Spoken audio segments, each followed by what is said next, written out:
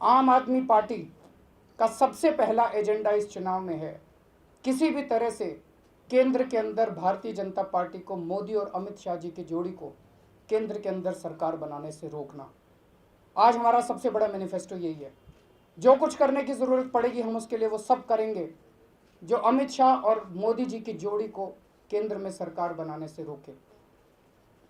मोदी सरकार के अलावा जो भी केंद्र के अंदर भारत के संविधान और भारत की एकता के ऊपर यकीन, सेक्युलरिज्म के ऊपर यकीन करने वाली जो भी सरकार बनेगी, गठबंधन की बने या किसी भी पार्टी की बने, इन मोदी सरकार और इनके अलावा उसका आम आदमी पार्टी समर्थन करेगी।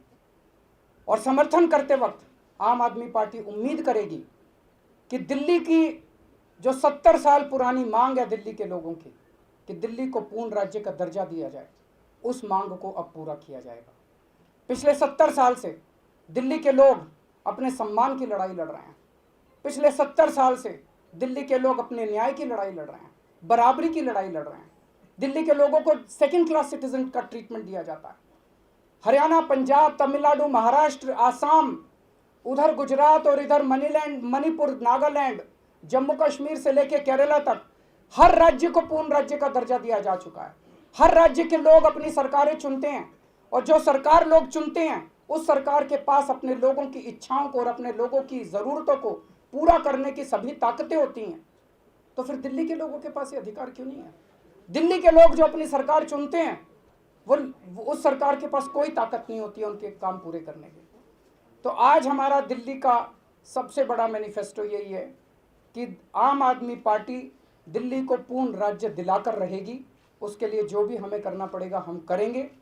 केंद्र सरकार में जो भी सरकार बनेगी, आज जो परिस्थिति केंद्र सरकार के अंदर है, इन चुनावों के अंदर ऐसा नज़र आता है कि किसी की भी पूर्ण बहुमत नहीं मिलने वाला। तो मोदी अमित शाह की जोड़ी को, भाजपा को छोड़ के जिसकी भी सरकार बनेगी, हम ये उम्मीद करेंगे ये 7 सीटें जो दिल्ली की हैं, ये 7 सीटें केंद्र में सरकार बनाने में अहम भूमिका निभा सकती हैं। इन 7 सीटों के बल पे केंद्र सरकार बन भी सकती है, बिगड़ भी सकती है। और इन 7 सीटों का समर्थन तभी मिलेगा जब दिल्ली को पूर्ण राज्य का दर्जा दिया जाएगा। दिल्ली को पूर्ण राज्य का दर्जा मिलेगा तो हमारी दिल्ली की महिलाएं सुरक्षित होंगी। आज दिल्ली को पूरी दुनिया के अंदर रेप कैपिटल के नाम से जाना जाता है। 6-6 महीने की बच्चियों के साथ बलात्कार हो रहा है। क्यों हो रहा है? लोग पुलिस के पास जाते हैं, पुलिस सुनवाई नहीं करती, पुलिस जनता के प्रति जवाबदेह नहीं है। क्यों? पुलिस कहती है हम सीधे प्रधानमंत्री के अंडर में आते हैं।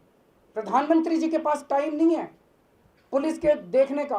अगर किसी के घर में कुछ गलत काम हो जाए तो वो प्रधानमंत्री जी से नहीं मिल सकता, वो अपने मुख्यमंत्री से मिल सकता है, वो अपने एमएलए से मिल सकता है, वो अपने एमएलए को टाइट भी कर सकता है, अपने मुख्यमंत्री को डांट सकता है। एक आम आदमी प्रधानमंत्री के पास नहीं जा सकता।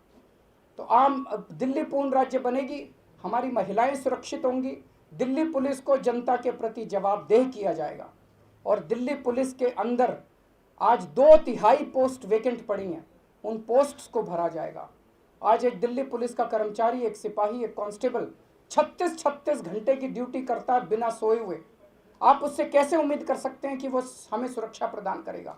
वो इसलिए करता है क्योंकि आज 2/3 वैकेंसी दिल्ली पुलिस के अंदर है। ये 2/3 वैकेंसी भरेंगे तो दिल्ली पुलिस के कर्मचारी भी जोश के साथ और ईमानदारी के साथ काम कर पाएंगे। दिल्ली पुलिस का मॉडर्नाइजेशन किया जाएगा। दिल्ली पूर्ण राज्य बनेगी।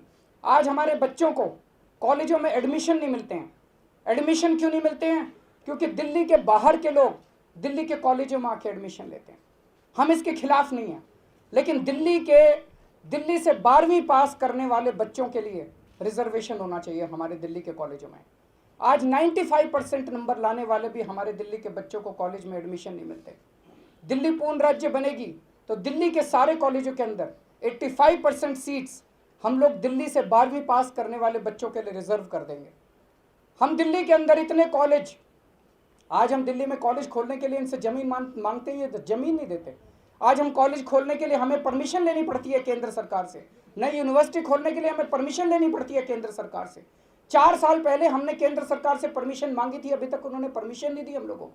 दिल्ली पूर्ण राज्य बनेगी, हमें परमिशन लेने की जरूरत नहीं पड़ेगी। हम दिल्ली के अंदर इतने कॉलेज और यूनिवर्सिटी खोल देंगे कि 60% नंबर आने वाले बच्चे को भी दिल्ली के कॉलेज के अंदर एडमिशन मिलेगा। आज हमारे बच्चे बेरोजगार घूम रहे हैं। क्यों बेरोजगार घूम रहे हैं? क्योंकि दिल्ली की सरकार के अंदर जितनी वैकेंसी निकलती है, इसमें भी दिल्ली के बाहर के बच्चे आके ले लेते हैं, नौकरी ले लेते हैं। दिल्ली के अंदर ऐसी व्यवस्था करेंगे कि 85% नौकरियां दिल्ली सरकार की दिल्ली के रहने वाले वोटर, वैसे तो दिल्ली में सभी बाहर के लोग हैं, बाहर के राज्यों से आए हैं, लेकिन जिसने अब दिल्ली को अपना घर बनाया है, जिसने अब दिल्ली को, जिसमें जो अब दिल्ली का वोटर हो गया, उनके बच्चों को, उन लोगों को दिल्ली सरकार के अंदर उनके लिए 85% नौकरियां रिजर्व की जाएंगी। आज इतने सारे कर्मचारी ठेके पे काम कर रहे हैं, हम उनको पक्का करना चाहते हैं। दिल्ली सरकार ने कितनी बार ऑर्डर पास कर दिया, लेकिन केंद्र सरकार की मंजूरी नहीं मिली। दिल्ली की कैबिनेट ने कितनी बार ऑर्डर पास कर दिया, लेकिन केंद्र सरकार की मंजूरी नहीं मिली कि हम सारे ठेके के कर्मचारियों को पक्का करना चाहते हैं। जिस दिन दिल्ली पूर्ण राज्य बनेगी, 1 हफ्ते के अंदर दिल्ली के सारे कच्चे कर्मचारियों को पक्का किया जाएगा। आज दिल्ली के गेस्ट टीचर्स को हम पक्का करना चाहते हैं। दिल्ली के गेस्ट टीचर्स को पक्का करने के लिए दिल्ली असेंबली ने प्रस्ताव भी पारित किया था, उसके लिए कानून भी पारित किया था, लेकिन आज दिल्ली पूर्ण राज्य नहीं है। हम कानून पास करते हैं, दिल्ली की जनता की चुनी हुई सरकार असेंबली में बैठ के दिल्ली के लोगों के हितों के लिए कानून पास करती है, उस कानून की कोई वक़्त नहीं है। दिल्ली पूर्ण राज्य बनेगी तो हम कानून पास करके दिल्ली के गेस्ट टीचर्स को उनका हक दिलाएंगे, उनकी नौकरी को पक्की किया जाएगा। आज दिल्ली पूरी दुनिया की राजधानी, आप कहीं चले जाइए, पेरिस चले जाइए, लंदन चले जाइए, टोक्यो चले जाइए, न्यूयॉर्क, वाशिंगटन, कहीं चले जाइए, कितनी खूबसूरत है उनकी राजधानियाँ। दिल्ली हमारे देश की राजधानी है, लेकिन चारों तरफ कूड़ा कूड़ा कूड़ा। क्यों? क्योंकि एमसीडी दिल्ली सरकार के अंडर में नहीं आती। एमसीडी अपने आप में एक सरकार बनी हुई है जो किसी के प्रति जवाबदेह नहीं है। दिल्ली पूर्ण राज्य बनेगी, दिल्ली को बाकी राजधानियों की तरह दिल्ली को भी साफ सुथरा किया जाएगा, दिल्ली को भी हरा भरा किया जाएगा। आज डीडीए 70 साल पहले डीडीए बनाई गई थी, इसलिए बनाई गई थी कि एक गरीब आदमी को, मिडिल क्लास के आदमी के लिए घर बनाएगी। डीडीए ने क्या किया? डीडीए ने केवल और केवल बिल्डरों को प्लॉट काट काट के दिए। आज डीडीए भ्रष्टाचार का अड्डा बन चुकी है। आज एक घर खरीदना मिडिल क्लास के आदमी के लिए भी नामुमकिन हो गया है। दिल्ली पूर्ण राज्य बनेगी, 10 साल के अंदर दिल्ली के अंदर दिल्ली के रहने वाले हर व्यक्ति को सस्ती और आसान किस्तों में उनके लिए घर बना के दिया जाएगा।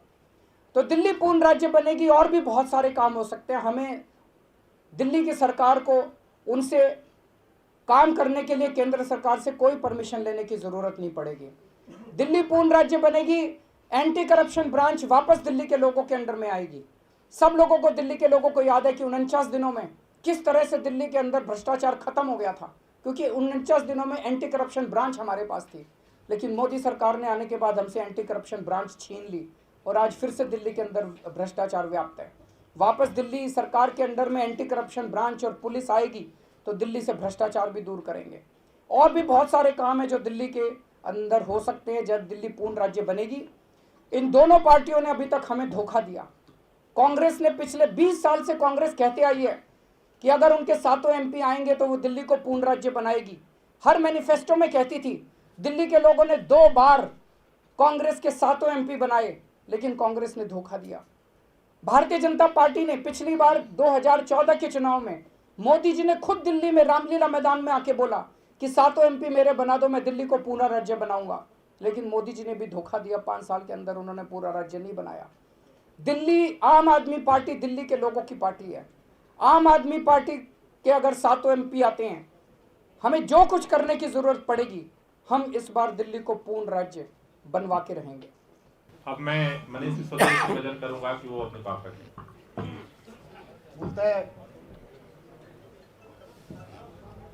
अरविंद केजरीवाल जी ने मैनिफेस्टो की जो उसके पीछे का स्पिरिट है आम आदमी पार्टी का, और इस मैनिफेस्टो में जो इसकी आत्मा है कि किस तरह से इसको दिल्ली को पूर्ण राज्य बनाने के वादे के साथ हम चुनाव लड़ रहे हैं दिल्ली में, इसको बहुत अच्छे से रख दिया है।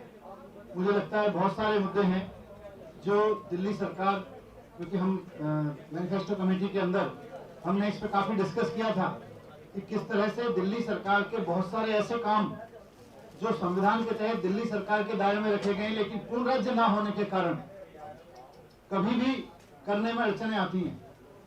और सबसे बड़ी चीज कि दिल्ली का ईमानदार टैक्स पेयर दिल्ली का आम आदमी इतना टैक्स केंद्र सरकार को देता है, लेकिन केंद्र सरकार उसके बदले में पूरे देश से जो टैक्स इकट्ठा होता है वहां बाकी राज्यों को 8-8, 10-10 हजार करोड़ रुपए देती है, और दिल्ली सरकार को दिल्ली के लोगों पे खर्च करने के लिए केवल 325 करोड़ रुपए सेंट्रल टैक्स में से इकट्ठा करके जो दिया जाता है वो देते हैं। अगर दिल्ली पूर्ण राज्य बनेगी तो दिल्ली के लोगों के काम करने के लिए कम से कम 5-6 हजार करोड़ रुपए हर साल सिर्फ और सिर्फ सेंट्रल पूल से इसलिए ज्यादा मिलने शुरू हो जाएंगे। मैं बाकी चीजों को रिपीट नहीं करना चाहता, लेकिन कुछ ऐसे इश्यूज हैं मुझे लगता है एक बार और अंडरलाइन करके देखने की जरूरत है। सीलिंग ऐसा इशू है जो दिल्ली के व्यापारी बहुत लंबे समय से झेल रहे हैं। अगर आज दिल्ली पूर्ण राज्य होती तो 24 घंटे के अंदर दिल्ली के मुख्यमंत्री, दिल्ली की चुनी हुई सरकार दिल्ली में सीलिंग रुकवा देती, पर क्योंकि दिल्ली पूर्ण राज्य नहीं है तो दिल्ली के व्यापारियों के साथ धोखा कर रही है केंद्र सरकार, उनके साथ छलावा कर रही है। एक तरफ उनकी दुकानें सील करवा रही है और दूसरी तरफ उनके ऊपर तरह तरह के अत्याचार कर रही है। इसी तरह से आज दिल्ली पूर्ण राज्य होती तो दिल्ली के 22,000 गेस्ट टीचर्स को परमानेंट कर दिया गया होता। आज दिल्ली पूर्ण राज्य होती तो दिल्ली के अस्पतालों में डॉक्टर्स की इतनी कमी है। अब बड़ी अजीब चीज है, मोहल्ला क्लिनिक दिल्ली की चुनी सरकार बनाएगी, अस्पताल पे नए बेड बनेंगे तो दिल्ली की चुनी हुई सरकार करेगी, लेकिन वहां जब मरीज पहुंचेगा तो उसको देखने के लिए डॉक्टर कितने होंगे कि नहीं होंगे वो केंद्र सरकार तय करेगी। आज दिल्ली पूर्ण राज्य होती तो दिल्ली के अस्पतालों में डॉक्टर्स की कमी पूरी हो गई होती और जितने लोग अडॉप्ट पे काम कर रहे हैं उनको परमानेंट कर दिया गया होता। एंटी करप्शन ब्रांच और लोकपाल दोनों का सपना, एंटी करप्शन ब्रांच आज अपने पास होती, जीरो करप्शन हो गया होता, जीरो। अभी भी नीचे के लेवल पे छोटा छोटा खबरें मिलती रहती हैं, टॉप लेवल का करप्शन, मिनिस्टर लेवल का, पॉलिटिकल लेवल का रुका, लेकिन नीचे अभी जारी है। लोकपाल बन गया होता, लोकपाल हमने पास करके पहले साल में केंद्र सरकार को भेज दिया था, सिर्फ इसलिए भेजना पड़ा क्योंकि दिल्ली पूर्ण राज्य नहीं। दिल्ली पूर्ण राज्य होता तो जन लोकपाल जिसके लिए इतनी लंबी लड़ाई लड़ी गई वो पास हो गया होता, तक लागू हो गया होता। इसी तरह से पॉल्यूशन से लेकर परिवहन तक मिनिमम वेजेस का आपको सबको पता है कि हमारे दिल्ली के गरीब लोगों के मिनिमम वेजेस दिल्ली की चुनी हुई सरकार ने बढ़ाए, लेकिन पूर्ण राज्य न होने के कारण 1.5 साल उसमें डिले हो गया। दिल्ली के बहादुर सैनिकों को, दिल्ली के बहादुर सिपाहियों को, दिल्ली के यूनिफॉर्म वालों को अपनी ड्यूटी करते हुए शहादत अगर किसी ने दी तो उसके परिवार को 1 करोड़ रुपए की तुरंत राशि की योजना दिल्ली सरकार ने लागू की, लेकिन वो 1-1.5 साल लग गया उसको ऐसे परिवारों को मदद देने में जिनके परिवार के लोगों ने अपना फर्ज निभाते हुए शहादत दी, सिर्फ इसलिए क्योंकि दिल्ली पूर्ण राज्य नहीं था। तो मैं इस पर ज्यादा रिपीट नहीं करूंगा, लेकिन एक चीज और कहूंगा कि आमतौर पर कहा जाता है जब हम कहते हैं दिल्ली को पूर्ण राज्य बनाना है तो बड़ा लेमन लैंग्वेज में कोई आके कह देता है कि दिल्ली तो देश की राजधानी है, दिल्ली को कैसे पूर्ण राज्य बनाया जा सकता है। तो इसीलिए इस मैनिफेस्टो में हमने, क्योंकि ये मैनिफेस्टो हम जनता के बीच में लेके जाएंगे, हम सोशल मीडिया के माध्यम से, अपने कार्यकर्ताओं के माध्यम से दिल्ली की जनता के बीच लेके जाएंगे, वहां इसकी डिमांड को समझ सकें, इसके पीछे के उसको समझ सकें और इन तर्कों को, कुतर्कों का सच समझ सकें। इसलिए हमने इसमें डाला है कि किस तरह से देश, दुनिया के हर देश में राजधानी है, वहां की राजधानियों ने अपने शहरों को किस तरह से पूर्ण राज्य का दर्जा दे रखा है, ये हमने इसमें डाला है। मैं आपके सामने 2-3 उदाहरण पढ़ के दे देता हूं। दिल्ली में स्थानीय पुलिस दिल्ली की चुनी हुई सरकार के पास नहीं है, लेकिन London, Berlin, Moscow, Mexico city, Ottawa, Washington DC जैसे तमाम शहरों में वहां की चुनी हुई सरकार के पास में स्थानीय पुलिस का कंट्रोल है। अधिकारियों की नियुक्ति और स्थानांतरण यहां दिल्ली सरकार नहीं करती, केंद्र सरकार करती है। London, Berlin, Moscow, Mexico, Ottawa, Washington DC, ये बड़े ऐसे शहर हैं जहां हमारे बड़े बड़े लोग जाके जिनसे इंस्पायरेशन करते हैं, कभी कहते हैं हम दिल्ली को सिंगापुर बनाएंगे, कभी कहते हैं हम लंदन बनाएंगे, कभी कहते हैं मॉस्को, वाशिंगटन जैसा बनाएंगे। उन लोगों के लिए मैं समझ के लिए कहना चाहता हूं कि अधिकारियों की नियुक्ति और स्थानांतरण इन सारे शहरों में वहां की चुनी हुई सरकार के पास है। जमीन और अर्बन डेवलपमेंट के इश्यूज सारे वहां की चुनी हुई सरकारों के पास में, हमने सारे कागज पढ़े उनके। आवास, हाउसिंग की जितनी स्कीम्स लानी होती है वहां स्टेट गवर्नमेंट लेके आती है, वहां की चुनी हुई सरकार लेके आती है। परिवहन की जितनी योजनाएं हैं, लोकल बॉडीज पर नियंत्रण है, ये सारा का सारा वहां स्थानीय सरकारों के हाथों में, वहां के राज्यों, वहां के शहरों की जो चुनी हुई सरकार है। तो ये जो छलावा किया जाता है साहब, दिल्ली तो देश की राजधानी है, यहाँ कैसे हो सकता है? इसीलिए हमने इसमें प्रपोजल दिया है कि सेंट्रल गवर्नमेंट के ऑफिस वाली नई दिल्ली, कैंटोनमेंट एरिया और जो जितना विदेशी दूतावास वाला एरिया है इसको छोड़ के बाकी सारी की सारी दिल्ली को, जो कि कुल मिला के 3% आबादी रहती है यहाँ पे दिल्ली की, बाकी की 97% आबादी को उन राज्य के दर्जे के नागरिक के तरह से रहने दिया जाए। वो अपनी सरकार चुने तो अपनी सरकार से अपने काम करवा सकें, उससे अकाउंटेबल कर सकें, उसको बात कर सकें, उस पर भरोसा कर सकें कि ये हमारी सरकार हमारे लिए चुनी गई है। तो इस मैनिफेस्टो को हम जनता के बीच में भी लेके जाएंगे और आपसे भी गुजारिश है कि इस मुद्दे को वास्तविक रूप से इसका जो वो है उसके रूप में जनता के बीच लेके जाने में मदद करें। धन्यवाद।